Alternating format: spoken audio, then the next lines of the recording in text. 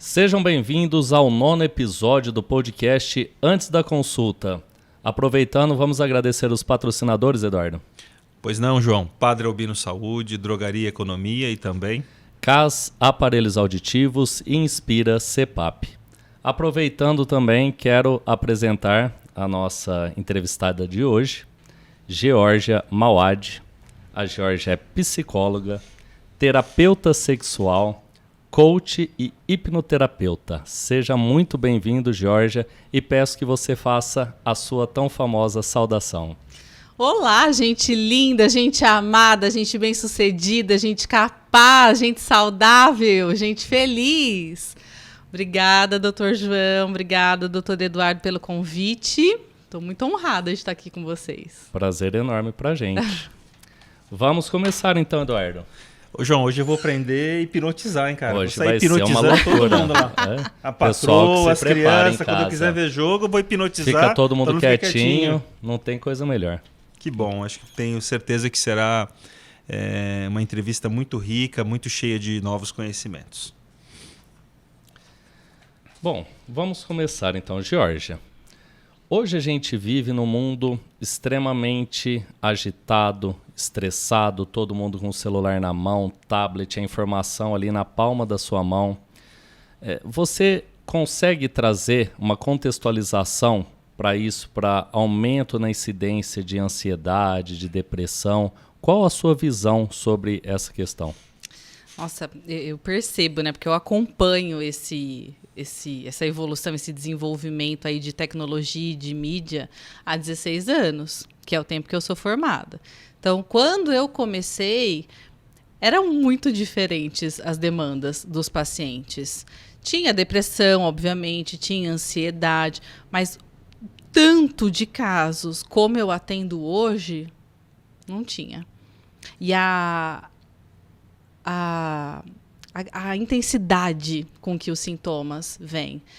Transtorno do pânico nunca atendi tanto na minha vida, principalmente pós-pandemia. Então não é só a tecnologia, mas tudo que acontece com o mundo, né, com a gente no mundo, influencia em como nós nos percebemos, em como nós respondemos a esses estímulos, tá? Tela, o que eu percebo que o consumo excessivo de tela tem acarretado na vida, principalmente de jovens, crianças, adolescentes.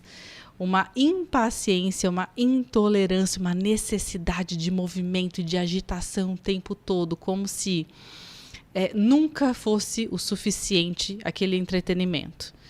Então, esse rolar de tela, essa facilidade com que as imagens aparecem e a facilidade com que eu determino o que eu quero ver, só o conteúdo que eu quero ver, influencia demais na questão de regras, limites e esse anseio, essa agitação pelo novo. Então, influencia muito, sim. Jorge, mas não é um caminho meio sem volta? Ô, João, lembra quando a gente ia entrar na internet? Era uma internet de escada. E a gente entrava barulho, à noite. Né? Meia-noite, para pagar hoje um pulso. Hoje a gente tem smartphones com tecnologia 5G. Então é muito rápido. Esses inúmeros grupos de WhatsApp que todo mundo participa, uma informação, uma foto é compartilhada muito rápida. E não é meio que um caminho sem volta. Daqui a pouco vai ter a tecnologia 6G e vai ser sempre esse bombardeio. Então, como preparar esse adolescente, esse adulto, essa criança para aproveitar, usufruir da tecnologia, que é saudável, a gente tem acesso à informação em tempo real, a gente pode jogar, pode aprender as coisas, mas saber dosar, não fazer desse uso tão tecnológico uma causa de ansiedade, uma causa de depressão, uma causa de frustração, né? Porque as coisas não acontecem no tempo que a gente deseja. Como que você pode... Intolerância, né? Essa frustração. Não só para crianças, jovens, mas também para adultos, né? Esse consumo é um desafio, tá? Eu sei que o que eu vou falar aqui é muito simples, mas não é fácil de ser executado na prática. Diminuir o consumo, tá? Você colocar regra, colocar limite, principalmente criança que pai e mãe tem mais controle sobre, né? Determinar uma regra. Olha, filho, olha, filha, você vai usar o teu tablet, o teu celular hoje por 2 horas. Escolha como você quer utilizar. Você quer fazer picadinho? Você quer de 30 em 30 minutos? Você quer gastar as 2 horas seguidas sem parar? Mas colocar um tempo, ter um limite é o que vai ajudar a ter limite também em outras questões e outras coisas da vida. E o adulto também, né? As pessoas me perguntam, nossa, mas eu vou criar um filho alienado, nossa, mas eu também fico no celular por muito tempo, eu também fico em rede social por muito tempo. E tá todo mundo assim, né, Georgia? Por que eu tenho que ser diferente? Por que eu tenho que mudar? O fato de todos estarem consumindo não significa que isso é saudável. A gente está indo aí conforme, né, a maré está levando. Tá todo mundo muito conectado a tudo. Então, esse movimento é meio que até involuntário. O outro está fazendo, eu vou repetindo, eu vou copiando as pessoas. Mas não significa que isso é saudável, que isso é bom. Se fosse assim, né, se o consumo de tela agregasse alguma coisa, trouxesse alguma coisa de muito bom, eu estava com o consultório vazio. É verdade. Tá? Então, a ansiedade... Uma outra coisa que eu acho importante pontuar nessa questão de consumo excessivo de rede social. O número de crianças e adolescentes com tentativas de suicídio aumentaram gigantescamente. É muito sério. Tipo, 80%, de 15 anos para cá. É muito. E aí veio uma paciente outro dia no meu consultório, adolescente, 14 anos, com ideação suicida, com uma depressão seríssima.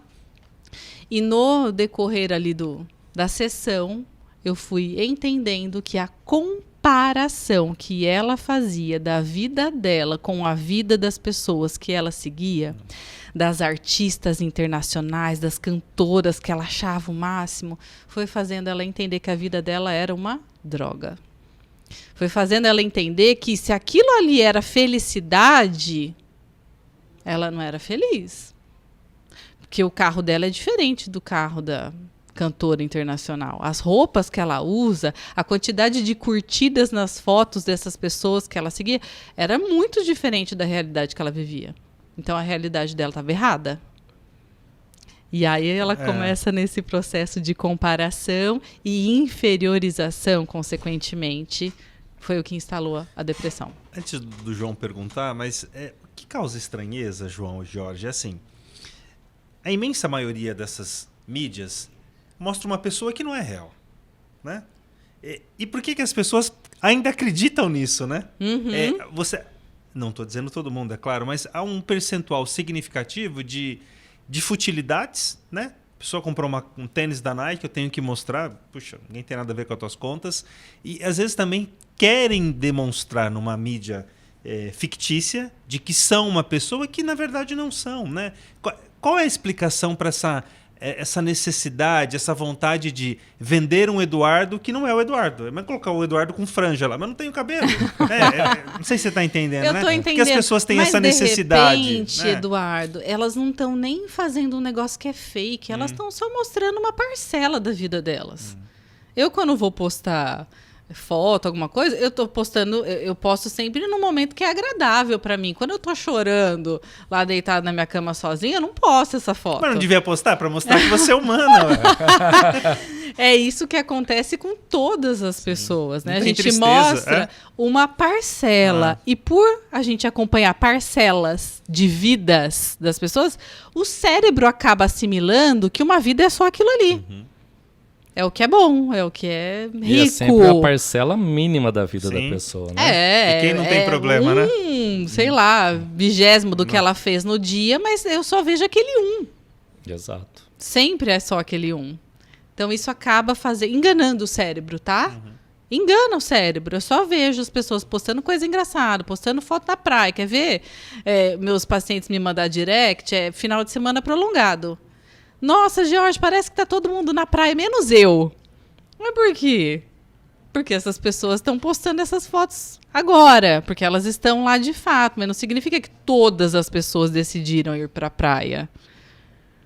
Mas o cérebro engana. Eu tô vendo praia aqui sei lá, 5 pessoas que eu conheço estão postando foto da praia. Eu já assumo que todo mundo foi, é uma generalização. Isso é considerado até um erro de pensamento dentro da terapia cognitivo-comportamental. Jorge, recentemente a gente teve essa onda aí de ameaças, né, de atentados contra as crianças nas escolas. A gente viu que tiveram alguns casos reais que aconteceram até aqui no Brasil. E a gente sabe que muito dessas ameaças, elas vêm aí de influência da própria internet, né? Os jovens estão lá, estão vendo aquela informação, eles ficam influenciados. Muitas dessas ameaças e até dos próprios atentados que a gente tem de exemplo no Brasil e fora daqui, são alunos da escola que cometem os crimes. Como os pais têm que observar isso, né? Você trouxe também esse exemplo da adolescente depressiva, com ideação suicida, comparação. Como que os pais conseguem observar isso? Quais são os sinais principais que eles devem ficar atentos? Isso acho que é muito importante para a nossa audiência, para todo mundo que está escutando a gente, para detectar, para o filho poder, para os pais poderem olhar para o filho e falar, pô, tem alguma coisa estranha aqui, eu preciso fazer alguma coisa. Eu costumo dizer até para os pacientes lá no consultório que nós desenvolvemos a maneira de se comportar, de se colocar mesmo diante dos desafios até por volta de uns 10 anos de idade, a partir das experiências que nós tivemos. Como que era o meu lar quando eu nasci, como meus pais se tratavam, como que eles tratavam a mim, aos meus irmãos. Tenho irmãos, não tenho? Então, todas essas experiências, primeiras experiências na escola, moldam as nossas crenças. Quem eu sou, né? Como que eu devo me comportar diante do mundo, diante dos desafios, diante das pessoas? E essas ideias, então, desde muito novos, a gente já tem enraizadas. E depois, na vida adulta, a gente só vai continuando. Quando uma criança muda o comportamento, é um sinal de alerta, tá? Porque se ela vinha num padrãozinho ali, 5, 6, 7, 8 anos de idade, tava de um jeito. Depois, não sei, aos 10, ela começa a se fechar, ela começa a ter vergonha, ela só fica no quarto, ela se tranca, ela chora por nada, ela não quer mais ver ninguém. Essas mudanças repentinas de humor são um sinal de que essa criança, esse pré-adolescente, está em algum tipo de sofrimento, tá? Se sempre foi assim, se sempre teve uma tendência a se isolar, a ter vergonha, a não acreditar em si mesmo, repetir frases negativas, de rotulação, fica mais difícil a família perceber. O ideal é que a gente tenha um lar, é o ideal, né? De novo, a solução é muito simples, talvez não seja fácil de concretizar. É que o lar seja um ambiente aberto ao diálogo, à comunicação, para que as pessoas, tanto os pais, os filhos, os irmãos, possam falar sobre como estão se sentindo, sem entender que isso é uma fraqueza, que isso é ser fraco, que é ruim, ou que é negativo, ou que é pejorativo, para que os pais consigam entender o que estão passando nessa cabeça, né? Nessas cabecinhas dessas crianças.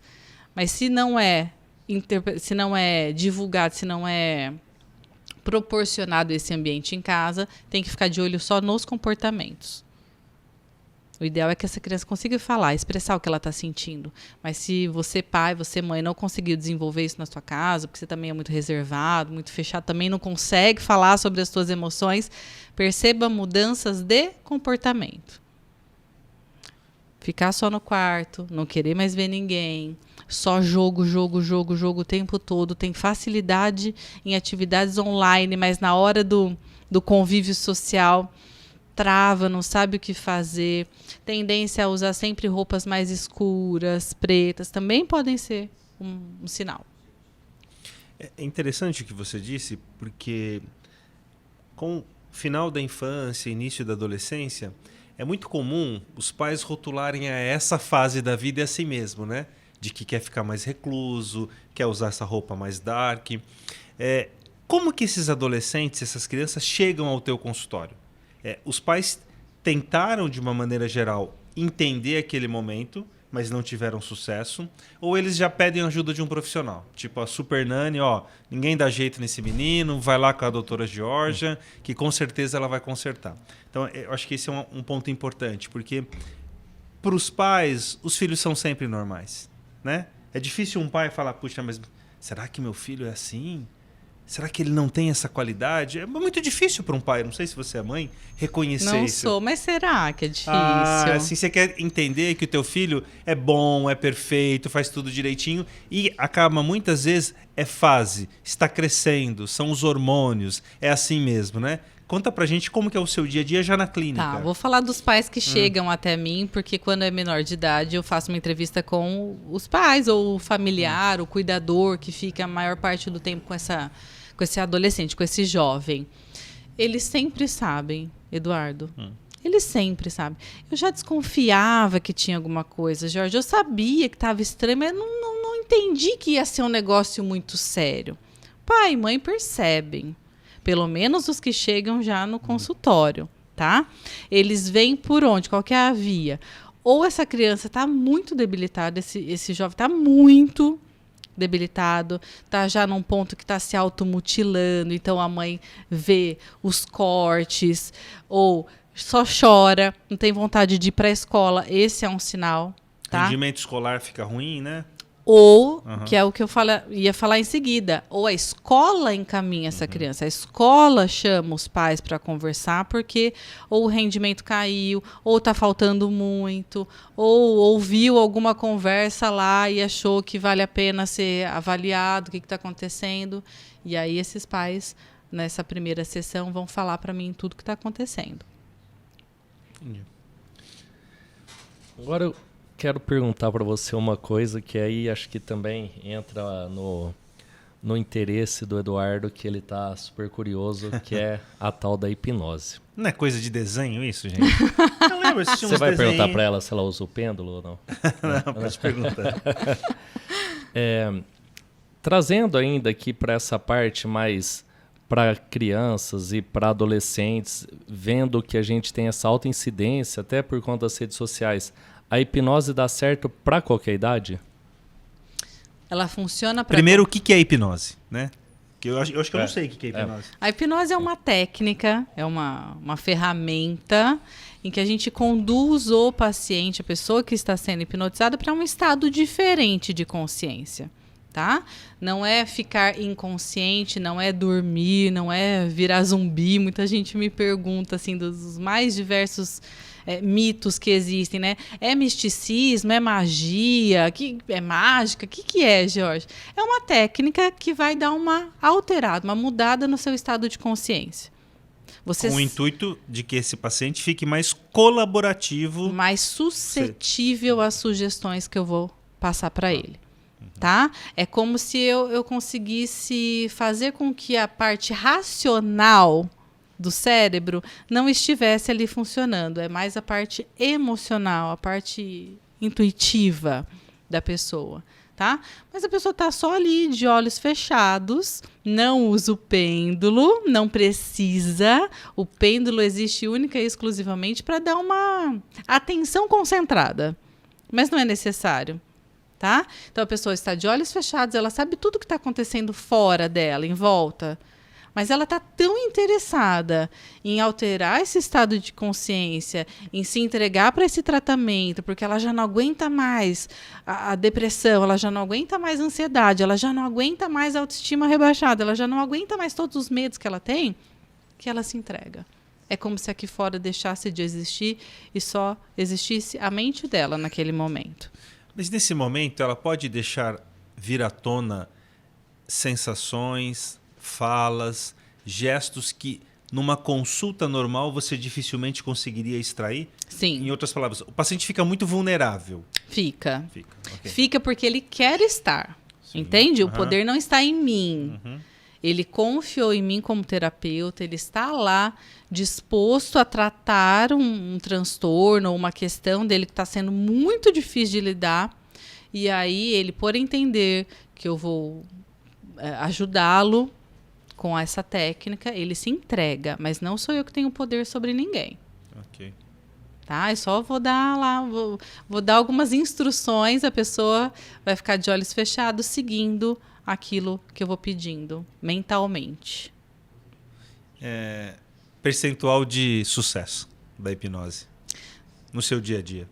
Todos os pacientes têm sucesso de alguma forma, tá? Uns muito mais, a ponto de só precisarem de uma sessão para se libertarem de travas, de traumas que trouxeram, outros precisam de mais.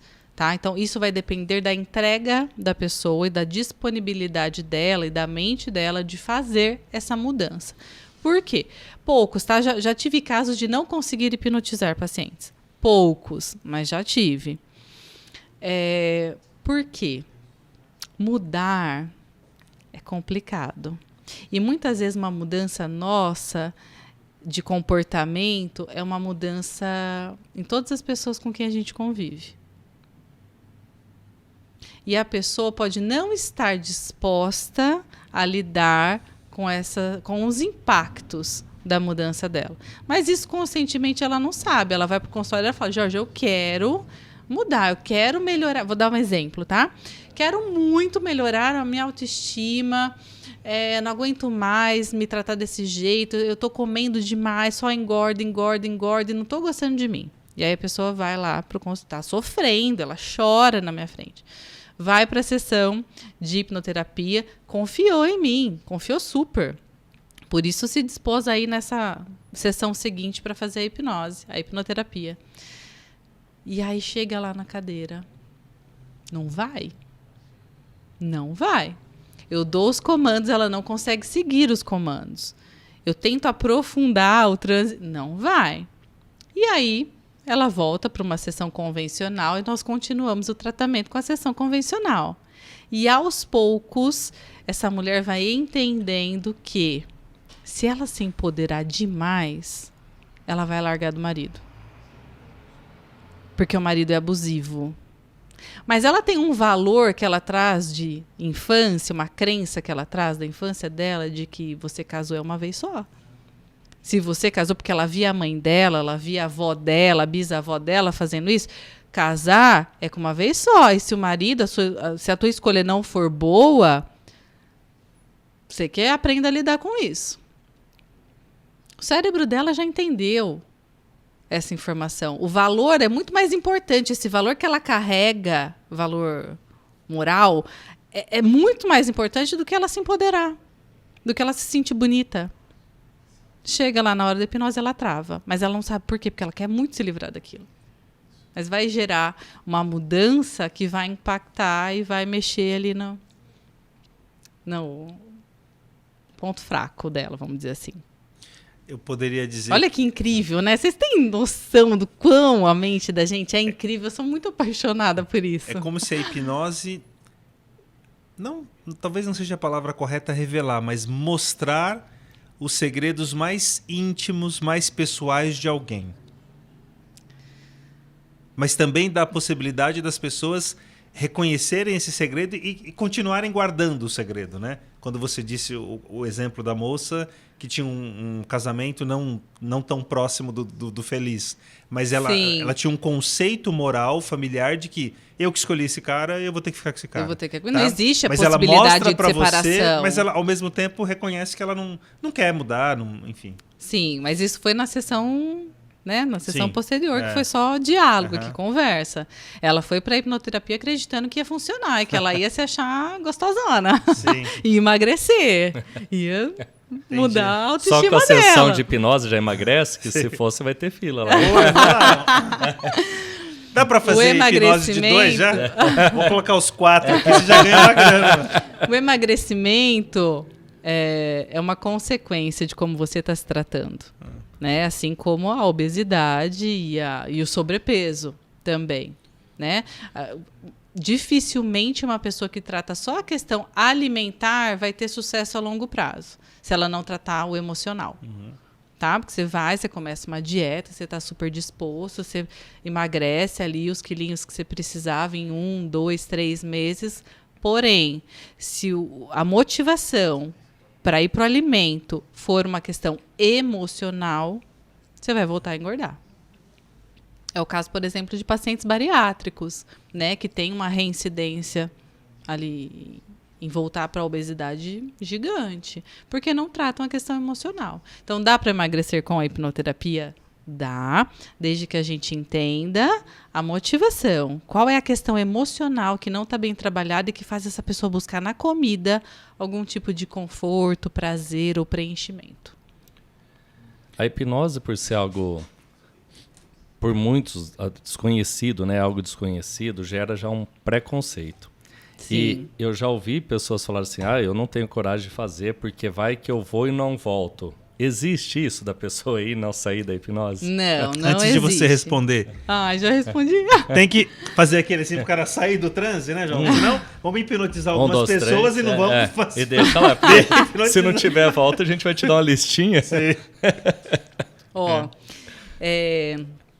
Quando a pessoa entra nesse estado diferente de consciência,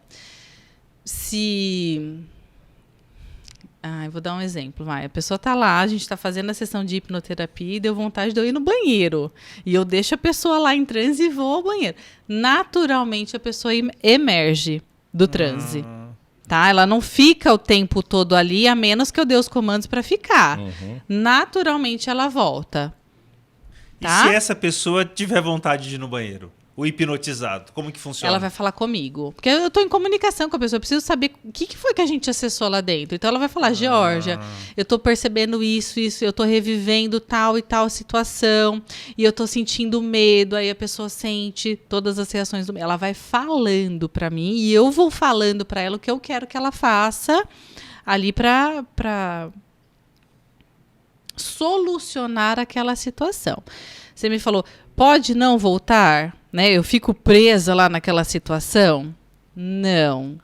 Porém, uma pessoa, um hipnotista, um hipnoterapeuta que não é bem formado, que ele não é treinado, que ele não sabe muito bem o que ele está fazendo, ele acessa o trauma, ele faz a pessoa reviver o trauma, e se ele não consegue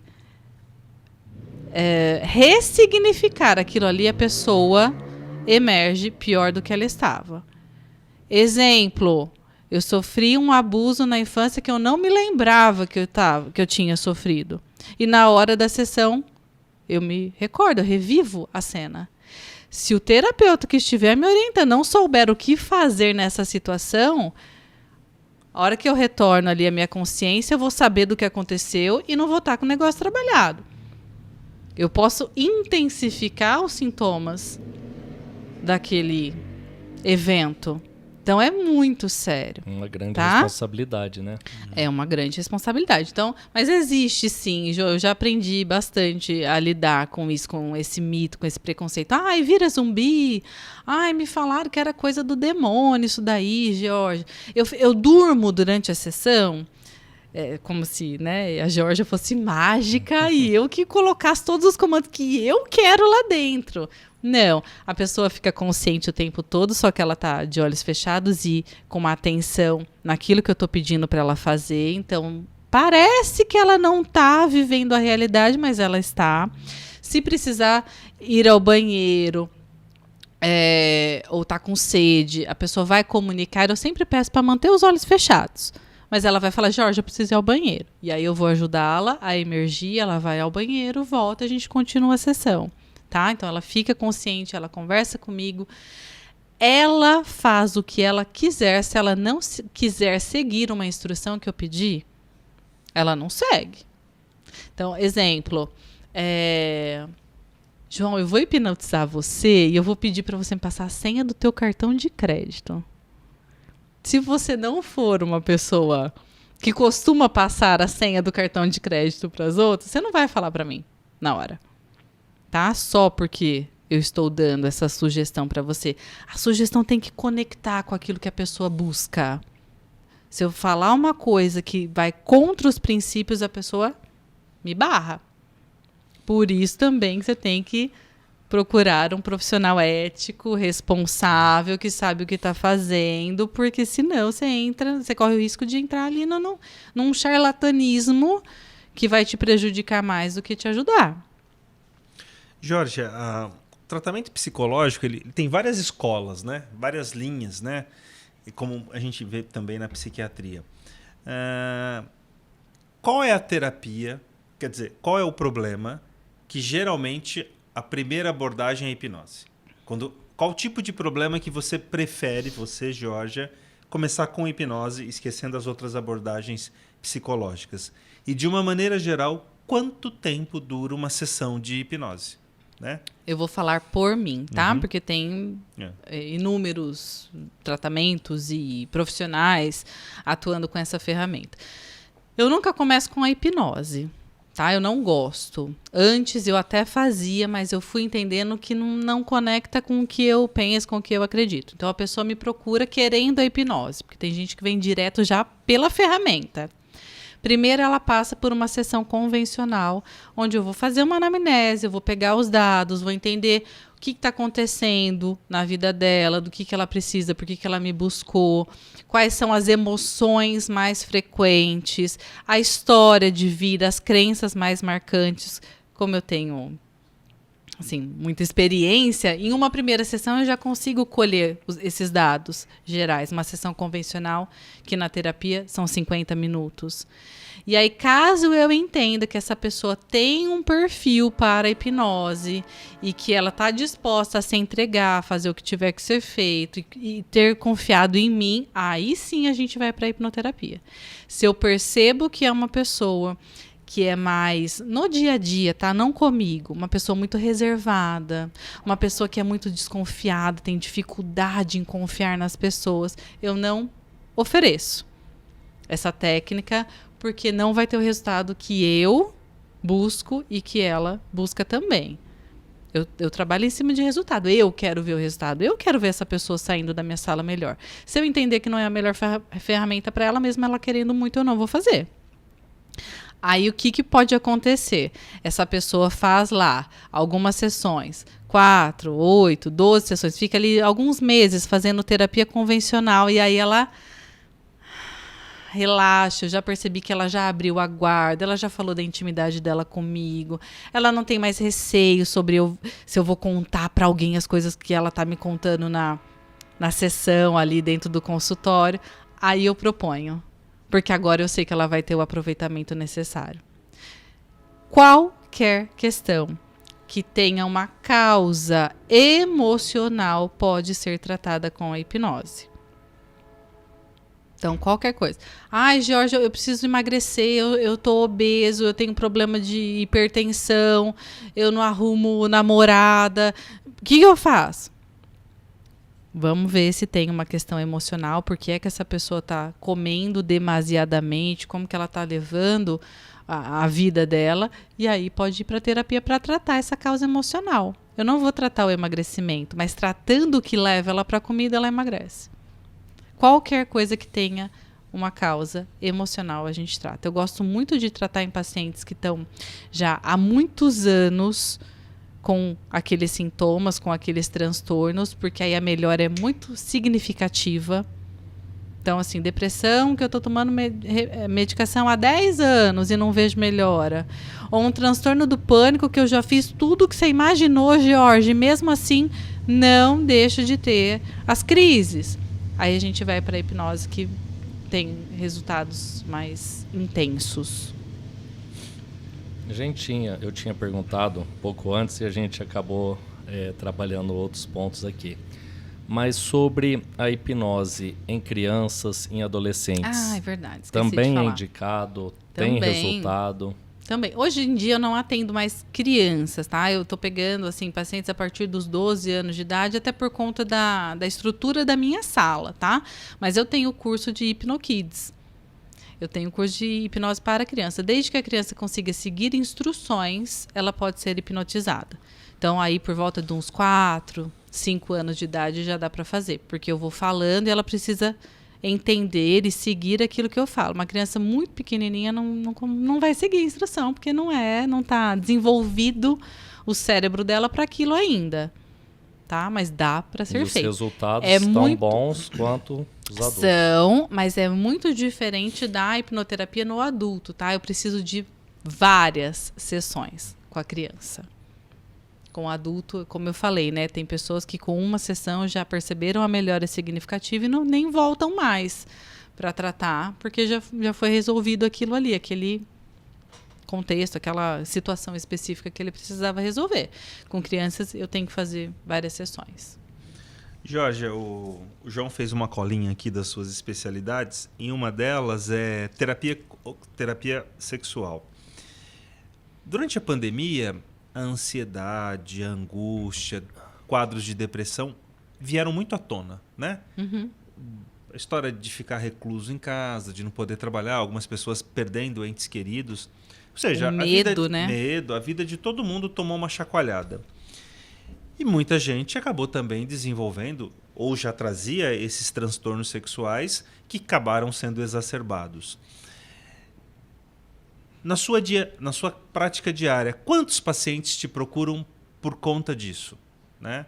Você falou bastante da hipnose, mas as queixas sexuais, de desempenho aquém, da falta de interesse, né? Quanto isso na nossa vida moderna ainda é presente? Primeiro eu quero falar que para o paciente chegar com essa queixa, ele já rodou, ele já buscou, ele já foi em inúmeros médicos, ele já tentou achar qualquer outro defeitinho dele para justificar essa questão. Ainda gente, é incrível, ainda é muito complicado para a pessoa aceitar uma disfunção sexual. Tanto o homem quanto a mulher ou mais o homem? Principalmente homem, mas a mulher também. Porque vem uma culpa, né? Ai, a minha libido não é legal. Eu tinha que ter mais libido, eu tinha que gostar mais disso aí. Eu não tinha que sentir dor. Vem culpa muito grande na mulher, né? Então, mas com essa ansiedade toda, com essa vida, com essa tecnologia, com a modernidade, com tudo sendo muito, muito, muito, muito rápido e com a baixa tolerância que, consequentemente, isso gera, muitos casos de transtorno da sexualidade apareceram no consultório depois da pandemia. Muitos, tá? Eu tenho aí alguns médicos, urologistas que encaminham pacientes para mim, então eu acabo atendendo mais homens por conta dessa parceria com urologistas e posso falar mais assim dos transtornos para o homem. Para as mulheres eu acabo atendendo menos questões de mulheres que aparecem para mim, é mais com relação à autoestima, insegurança. Às vezes arrumaram um parceiro novo, né? Frustrações em relacionamentos. Eu acabo atendendo mais isso do que queixas com relação à sexualidade. Cabe hipnose também nos problemas sexuais? Com certeza. Com certeza, cabe sim.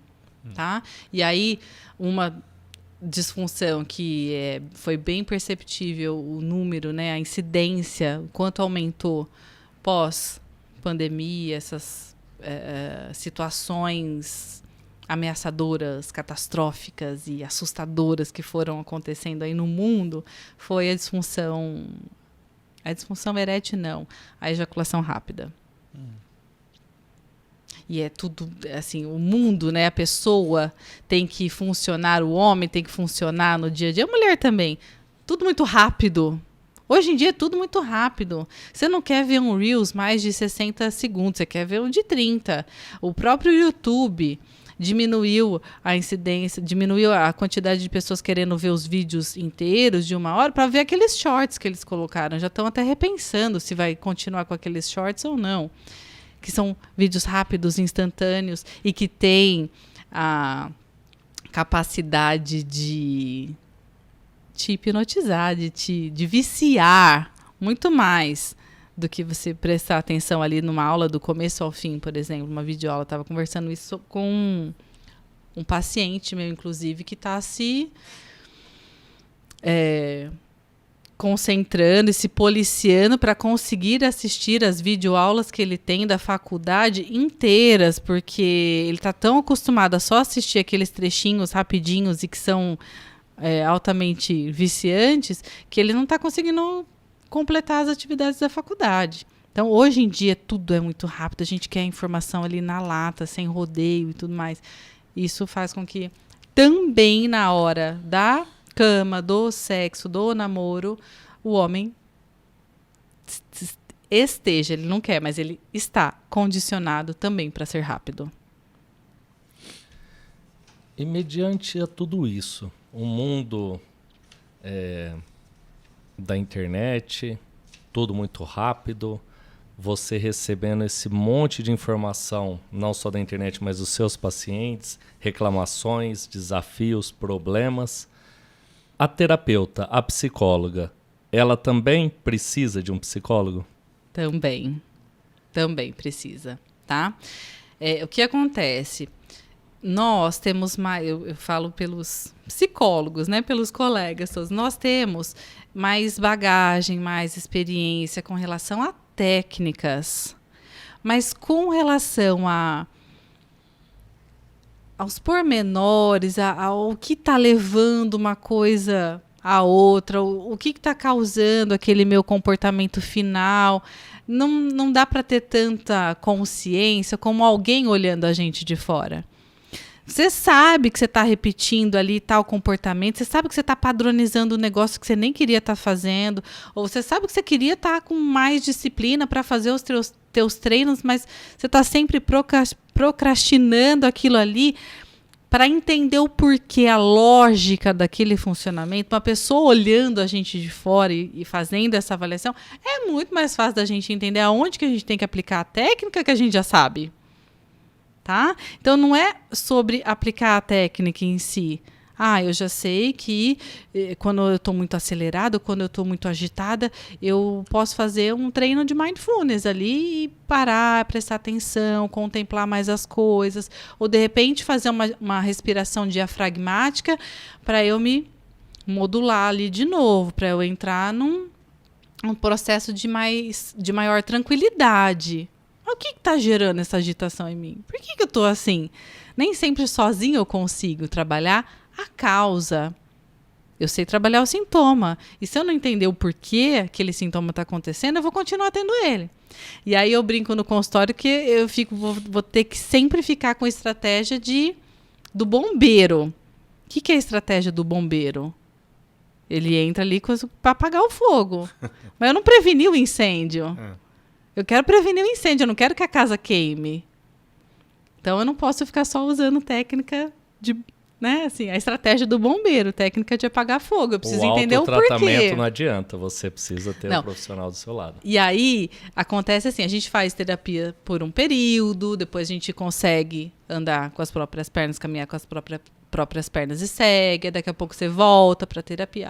Atualmente eu estou em terapia. E amo! É aquela história de cuidar de quem cuida, né? Que todos nós precisamos, né? E já na faculdade os professores falavam, como que vocês vão aplicar isso daqui se vocês não souberem nem como que é a sala de um psicólogo? Como que vocês vão usar as técnicas se o funcionamento ali do setting terapêutico vocês não tiverem conhecimento? Então, o estudante de psicologia já tem que estar fazendo terapia para se entender e para entender como funciona aquele processo, aquele momento. Georgia, a população idosa tem crescido muito, né? Isso, felizmente, graças às melhores condições de vida. Qual que é a patologia mais comum, do ponto de vista psicológico, também, de novo, no seu consultório, para o paciente idoso? Os idosos te procuram por quê, na maioria das vezes? Depressão. Por quê? Uma das maiores causas da depressão no idoso é o fato dele se sentir, às vezes ele não é, mas ele se sente improdutivo. Muitas vezes esse idoso já é aposentado, passa a maior parte do tempo ou todo o tempo em casa, naquela mesmice, daquela rotina de sempre, que não tem algo interessante para fazer e acaba sentindo que é um inválido. Então, a maior causa de depressão no meu consultório, ali nos atendimentos, é essa crença de incapacidade, de não servir para nada. Eles usam essa frase. Não sirvo mais para nada mesmo. Tem valor. Então, aí nós vamos trabalhar essa crença, entender o que é real nessa crença, o que não é real, o que é disfuncional, e encontrar juntos, pensar juntos meios, então, de se sentir produtivo ou de aproveitar esse ócio de uma maneira menos julgadora, menos cobradora, menos crítica. Porque pode ser também que seja necessário para esse idoso nesse momento curtir o ócio, curtir fazer nada. Mas se ele for muito crítico, autocrítico, ele não aceita. Porque ele ouviu a vida inteira que ficar sem fazer nada é coisa de gente desocupada, é coisa de vagabundo. Eles falam, eles repetem o que eles ouviram do pai, do avô. E aí, mesmo querendo e tendo tempo para curtir esse momento e de repente fazer uma viagem, de repente, né, visitar parentes, ir para outros lugares, ele não consegue aceitar essa ideia. Aí fica uma briga. Eu tenho tempo, eu até quero, eu gostaria de estar aproveitando aqui esse ócio, mas não. Ficar ocioso é coisa de gente... E quando você falou no começo da entrevista inválido. Que os jovens eles gostam de coisas velozes nessas mídias digitais, e o idoso que tem o tempo agora a favor dele, porque ele não tem mais que trabalhar, você percebe que eles também são muito conectados? Eu poderia dizer que é uma população também ligada no smartphone, eles sabem interagir, ou ainda no teu dia a dia você vê uma população idosa mais limitada, mais só preocupada em ter esse rótulo de preguiçoso, de que não serve para mais nada? Olha, para eles, excepcionalmente, eu acho o máximo que eles usem tela. Mas tela no sentido de mantê-los conectados com as pessoas que eles amam, com as pessoas que eles gostam, né? É um vovô e uma vovó que estão ali podendo passar tempo com os netos através de uma chamada de vídeo.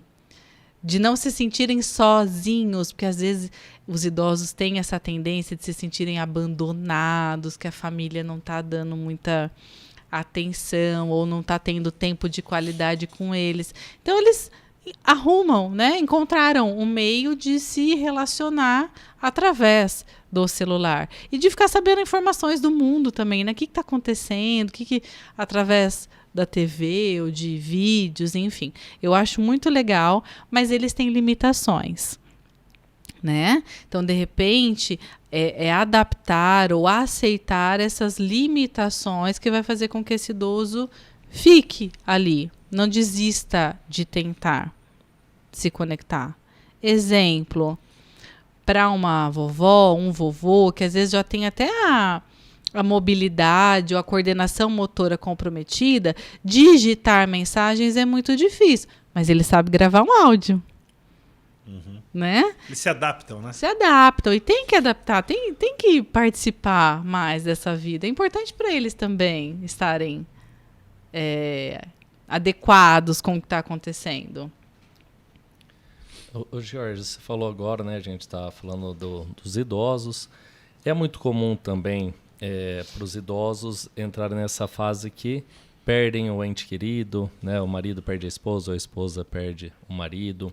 Mas para jovens também que têm término de relacionamento ou às vezes perdem um bichinho de estimação muito próximo, essas pessoas ficam tristes e entram no chamado luto. As pessoas confundem muito. A pessoa acabou de perder um ente querido, está chorando, está triste, não quer conversar com ninguém. As pessoas já julgam e falam que essa pessoa está com depressão. Queria que você falasse um pouco desse conflito, depressão, luto, até quando é luto, a partir de quando que a gente pensa em depressão, se a abordagem é a mesma, não é? Não é a mesma abordagem, porque o luto ele precisa ser vivido. E aí, quando a gente está nesse sofrimento do luto, uma das primeiras coisas que as pessoas tentando ajudar vêm e verbalizam é: não fica assim, não precisa chorar, né? A vida continuou, você tem que continuar a viver. A pessoa não quer ouvir aquilo e a pessoa não pode querer aquilo naquele momento, porque se ela não vivenciar o luto em todas as suas etapas, inclusive a etapa depressiva, ela não elabora aquilo dentro dela. Então, normalmente, uma pessoa que não sofre o que ela precisa sofrer nesse processo pós-perda, ela prolonga o sofrimento por muito tempo e aí tem mais chance de ser depressão, de se tornar depressão. O luto tem algumas fases, né? A fase de negação, que você não quer acreditar que aquilo ali aconteceu. Daqui a pouco vem a fase da raiva, que você quer culpar alguém. Daqui a pouco vem a fase da barganha. Ai, será que se eu tivesse feito tal coisa, a pessoa estaria aqui ainda? E se eu tivesse dado aquela sugestão, teria sido diferente? Aí depois vem a depressão e depois a elaboração, a fase final, né? A resolução do luto. Esse período pode durar até 3 meses, às vezes 6 meses. Mas aí, mais do que isso, é depressão. Tá? Então, o luto, o ideal seria 2 meses, por volta de 2 meses, você triste, ensimesmado, mais isolado. Então, e aí até 6 meses. Mais do que isso, já é patológico, já é transtorno e aí precisa ser tratado como uma depressão, porque se torna isso. Né? É aquela pessoa que perde o prazer em viver, as atividades que antes pareciam agradáveis, eram agradáveis, não são mais. Nada faz muito sentido, uma culpa muito grande pode aparecer, vontade de chorar, mudanças no apetite, alterações no apetite, ou para mais ou para menos, mudanças no sono, ou para mais ou para menos. Aí é depressão. Bom, Jorge, infelizmente a gente está caminhando para o fim já do nosso episódio. Mas antes... João. Nono já. Estamos ficando velho de programa, hein, Eduardo? Eu já até perdi o cabelo, cara. Mas antes da gente terminar, eu tenho uma pergunta para você. Se a Georgia não fosse psicóloga, o que ela seria? Meu Deus! Se a Georgia não fosse psicóloga, ela seria infeliz, porque eu só me vejo sendo psicóloga. Que bom. Não consigo me ver, já me fiz essa pergunta várias vezes. Nada conecta tanto comigo e com o meu propósito de vida quanto a psicologia. Que bom, e a gente só tem a agradecer por você ser a profissional tão brilhante na cidade, né, atendendo toda a população. Aproveitando, agradecer a sua presença aqui, disponibilidade, ter vindo, aceitado o convite. Então, muito obrigado. Foi muito bom, né? Muitas informações para a nossa audiência. Só agradecer Eu que você. agradeço vocês, o prestígio, a confiança no meu trabalho. É sempre bom levar informação. E hoje eu desmistifiquei algumas coisas da hipnose, viu? Primeiro que é real, né? Que dá para hipnotizar as pessoas. E com certeza, aproveitando as palavras do João, foi muito proveitoso tê-la aqui conosco. É nós que agradecemos Obrigada. essa oportunidade, Obrigada. tá? E felizes são os seus pacientes, né? Eu sou paciente dela, inclusive. Coitada, Jorge. né? Jorge, deixa então um recado para nossa audiência, por favor. Tá. O recado que eu gosto de passar, e que inclusive é a minha missão de vida, é fazer as pessoas acreditarem no potencial delas. Então, para você que está assistindo a gente, por mais que você esteja sofrendo, por mais que pareça que essa fase difícil não vai passar, não desista de você. Tem muita coisa boa aí dentro para você desenvolver. A gente só precisa desbloquear. Tamo junto. Muito bom. Eduardo, vamos agradecer nossos patrocinadores. Vamos lá. Agradecer ao Padre Albino Saúde, a Drogaria Economia. Casa Aparelhos Auditivos e Inspira CEPAP. Eduardo, pede para o pessoal visitar nosso site. Por favor, aqueles que quiserem rever essa entrevista com a doutora Georgia e tantas outras, visitem o site www.antesdaconsulta.com. Lá você vai ter o link para o Spotify, para os canais no YouTube e também para o Facebook e Instagram. É isso aí, pessoal. Então, muito obrigado. Obrigado pela audiência. Um abraço e até a próxima. Até mais. Tchau, tchau.